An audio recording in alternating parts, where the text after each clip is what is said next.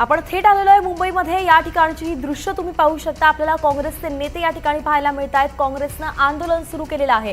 अगदी सकाळपासून वेगवेगळ्या जिल्ह्यांमध्ये आपल्याला काँग्रेसचं आंदोलन पाहायला मिळत आहे। आणि आता ही दृश्य तुम्ही पाहताय मुंबईमधून। राहुल गांधी यांच्यावरती काल जी कारवाई झाली होती, सोबतच विद्यार्थी ज्यांच्यावरती कारवाई झाली, या सगळ्यांचा निषेध केला जातोय। तर अपने प्रतिनिधि सगळ्यांशी बातचीत करण्याचा प्रयत्न करतायत। देश के युवाओं के साथ इतना सब गलत हो रहा है, कैसे चुप बैठेंगे। हर युवा में आक्रोश है, हर माता पिता में आक्रोश है, हर शिक्षक में आक्रोश है। ऐसी परिस्थिति में कांग्रेस कार्यकर्ता चुप नहीं बैठ सकता। इनको जो करना करे, जो बच्चों के साथ किया वही हमारे साथ करोगे। हम तैयार है लाठी खाने के लिए, गोली खाने के लिए। और क्या कर सकते हो आप? You can see the Congress workers, the Congress leaders are now getting detained. We are getting. तर आपण पाहतोय आक्रोश सध्या पाहायला मिळतोय। दोन दृश्य तुम्ही पाहताय। आज मुंबईमध्ये काँग्रेसचं आंदोलन सुरू आहे आणि का तर ते तुम्हाला दुसऱ्या दृश्यांमधून समोर येईल। काल आपण पाहतोय की नवी दिल्लीमध्ये राडा झाला होता। काल परवा वातावरण भरपूर तापलेलं होतं आणि त्याच्या निषेधार्थ खरं तर काल विरोधी पक्षनेते राहुल गांधी देखील रस्त्यावरती उतरले होते आणि त्यांच्यासोबत जे वर्तवणूक झालेली आहे, कारवाई झाली आहे, त्यावरून आज आंदोलन होत आहे। आणि आता आपण पाहतोय आंदोलन पेटलेलं आहे। मुंबई पोलीस या आंदोलनकर्त्यांना ताब्यात घेताना पाहायला मिळत आहेत, मात्र ते बाजूला हटायला तयार नाहीयेत। एनडीटीव्ही मराठीवरती हे एक्सक्लुसिव्ह दृश्य तुम्ही सध्या पाहताय। आताच याच आंदोलनकर्त्या महिलेसोबत आपल्या प्रतिनिधींनी बातचीत केली आणि त्यावेळी त्या म्हणाल्या की जे काही विद्यार्थ्यांसोबत केलेलं आहे तेच आमच्यासोबत करतील, आम्ही तयार आहोत, मागे हटणार नाही। आणि आता पाहतोय की आंदोलनकर्त्यांना ताब्यात घेतलं जात आहे।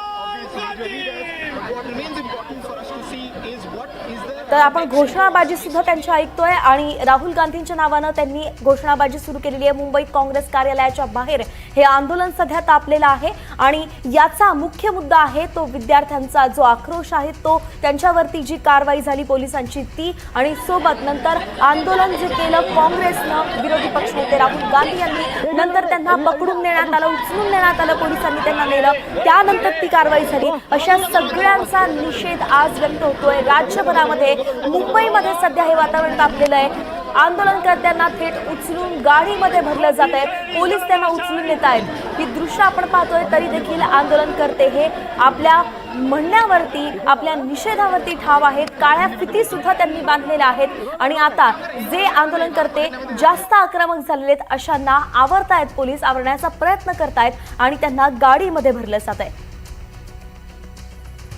अधिकची माहिती जाणून घेऊयात। आपल्या प्रतिनिधी जुई जाधव आपल्यासोबत जोडल्या गेल्या आहेत। जुई, आक्रमक झालेलं आहे हे सगळं आंदोलन आणि पोलिसही आता यांना आवरण्याचा प्रयत्न करतायत। ताजी माहिती, सध्याची परिस्थिती सांगा।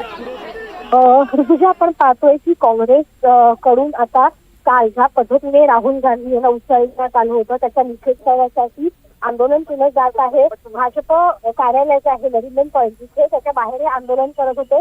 मात्र आता पोलिसांनी जे आंदोलन करत होते त्यांना ताब्यात घेतलं आहे। कुठलीही परवानगी नसताना त्यांनी हे आंदोलन केलं, त्यामुळे पोलीस आता सगळ्यांना ताब्यात घेत आहेत। मात्र हुकुमशाहीच्या विरोधात आमचं हे आंदोलन आहे असं काँग्रेस नेत्यांचं म्हणणं होतं। कारण आपण पाहतोय की ज्या पद्धतीने काल राहुल गांधी जे देशाचे विरोधी पक्षनेते आहेत त्यांना उचलण्यात आलं, त्यांना खरं तर त्याचा निषेध करण्यासाठी आज काँग्रेसकडून भाजपचा विरोध केला जात आहे। आणि थोड्याच यामध्ये आपण जर पाहिलं तर मग काँग्रेस भवन बाहेर देखील भाजपचं आंदोलन असणार आहे।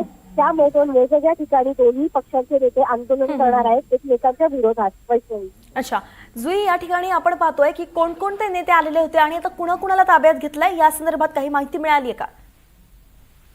प्रदेशाध्यक्ष हर्षवर्धन सपकाळ होते, विजय वडेट्टीवार होते, नसीम खान होते, त्यासोबतच हुसेन दलवाई होते, असे काँग्रेसचे जे मुंबईतले प्रमुख नेते आहेत ते या मोर्चामध्ये सहभागी होते। आणि केवळ मुंबईत नाही तर महाराष्ट्रभर हे आंदोलन आज काँग्रेस आयोजित करत आहे भाजपच्या विरोधात। मात्र मुंबईमध्ये हे आंदोलन मोठ्या प्रमाणात झालं आणि हे जे प्रमुख नेते आहेत काँग्रेसचे त्यांना पोलिसांनी ताब्यात घेतलं आहे आणि परवानगी नसताना आंदोलन केलं, त्यामुळे ही जी धरपकड आहे पोलिसांनी ती या कार्यकर्त्यांची केली आहे।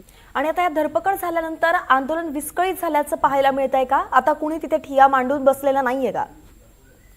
काही कार्यकर्ते आहेत जे अजूनही तिथे आहेत ठाण मांडून, कारण का कार्यकर्ते मोठ्या प्रमाणात आहेत त्यामुळे त्यांना आवरणं पोलिसांना कठीण जात आहे. जसे जसे कार्यकर्ते एकेकांना पोलीस गाडीत भरत आहेत, दुसरीकडून दुसरे कार्यकर्ते तिथे येत आहेत आणि आंदोलन करत आहेत. त्यामुळे पोलिसांना काही प्रमाणात त्यांना आवर घालण्यामध्ये देखील थोडंसं कठीण जात आहे, कारण का कार्यकर्ते बरेच आहेत भाजपच्या विरोधातले. जुई, स्वतः काँग्रेस प्रदेशाध्यक्ष हर्षवर्धन सपकाळ देखील सामील झाले होते आपण म्हणालात, मात्र त्यांच्याबद्दल अजून काही दृश्यातून समोर येत नाहीये. त्यांनाही पकडण्यात आलेलं आहे की अजूनही ते तिथे ठामपणे आंदोलनासाठी बसलेले आहेत?